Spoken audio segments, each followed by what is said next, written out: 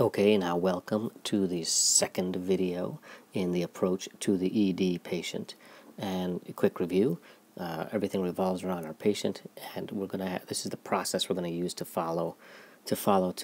assess our patients, and it starts with the primary survey, differential diagnosis, establishing pre-test probabilities, and knowing what to do with them, then acting on those by deciding whether we need to treat or test, and then we act. And so let's now focus on the second piece of this, which is the differential diagnosis. Remember, we said we're going to leave primary survey for a whole different set of lectures. This one's just going to be on the differential diagnosis. And if we break this down into the different pieces, we know that the first part is coming up with a list of life threats.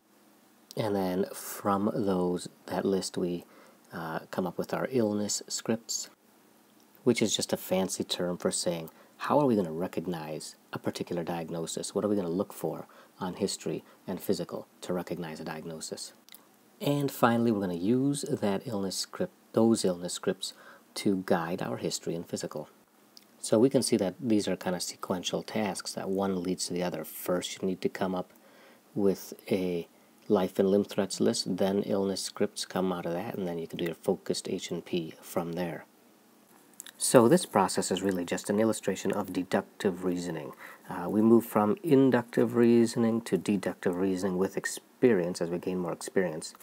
So inductive reasoning goes from the particular to the general, and deductive from the general to the particular. And the way an M1 might do their history and physical, or an M2, is they're going to first get a lot of information from the patient. So this is the specific information from the patient, and then they're going to see if it fits into a particular diagnosis.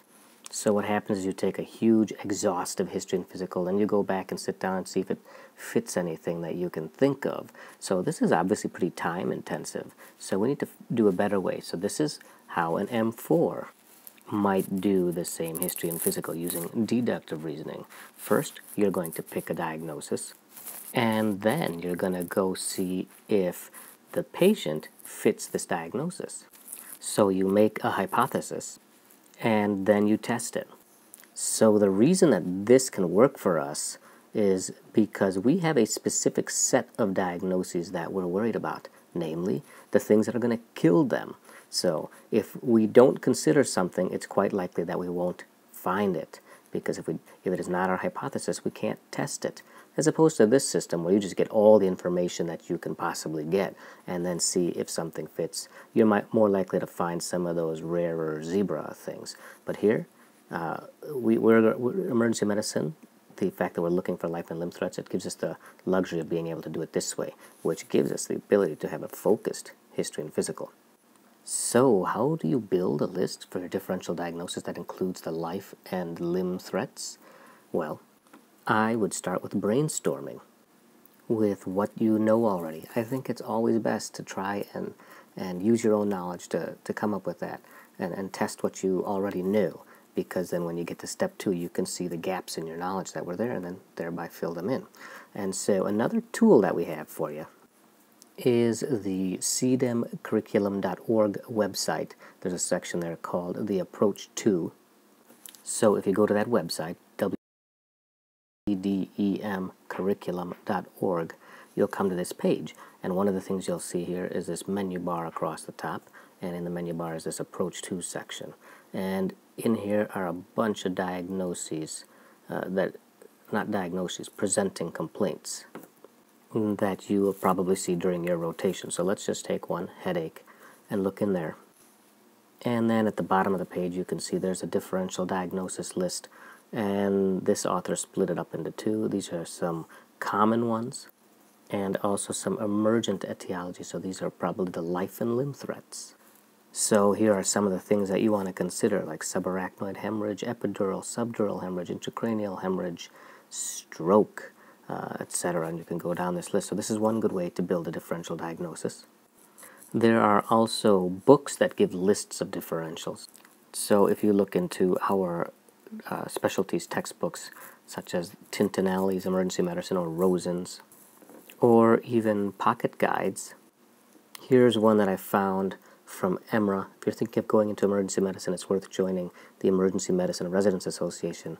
But this EMRA Basics by Joseph Habushi, it's a very small paperback book, and it goes over the differential lists for all sorts of complaints, as you can see here. And it's only $12.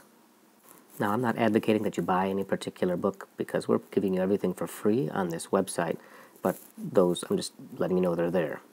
So then the next thing you need to do after you've come up with your list of your differential diagnosis is to come up with an illness script for each diagnosis in the differential. So how do you do that? Well, before going to any outside source, start with what you know already. Remember what you know already, and then you can always build off of that. If you take this sort of active approach to learning, then you're more likely to remember it. Rather than going directly to a source and getting the information, you recall what you know already and then add to that and fill in the holes. So remember what you know already. But where can you go to get more information?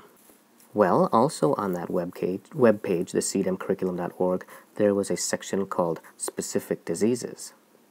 So on that same webpage, in the menu bar there, you can see specific diseases, and here are various different categories of illness like cardiovascular, endocrine, GI, psychiatry, etc. And so let's look here at neurological, and let's pick meningitis and look at that one. So on this page, it'll tell you some things that you can look for in history and physical as well.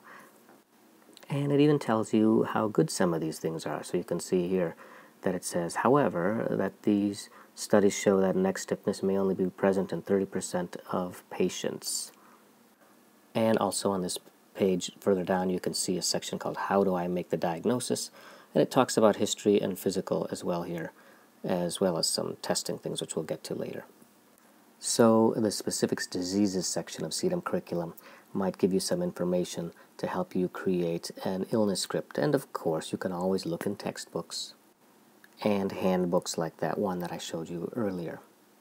And if you really want to go to a great source, there's a book called the JAMA Rational Clinical Exam. It actually comes from a series of articles with titles like, does this patient have meningitis? Or does this patient have a septic knee? Or does this patient have appendicitis? So let's go through the process of making an illness script for bacterial meningitis. And looking back at that specific illness page on CDM curriculum, they said that most patients are going to have 2 of these 4 things. So maybe something that would be suggestive in history for bacterial meningitis is if they have 2 or 4 of these: fever, headache, neck stiffness, and altered mental status. So conversely, you might say if they don't have 2 of 4, you think that this diagnosis would be less likely. Then for physical exam, we read on that page Koenig's and Brudzinski's sign, nuchal rigidity, and altered mental status. Those things would lead you to that diagnosis. And then on physical, there's really nothing that says that they don't have it that would rule it out. Like if they have fever, headache, neck stiffness, and altered mental status, but none of these signs, we're not going to say it's not bacterial meningitis. So this could be our illness script for bacterial meningitis. Let's look at tension pneumothorax.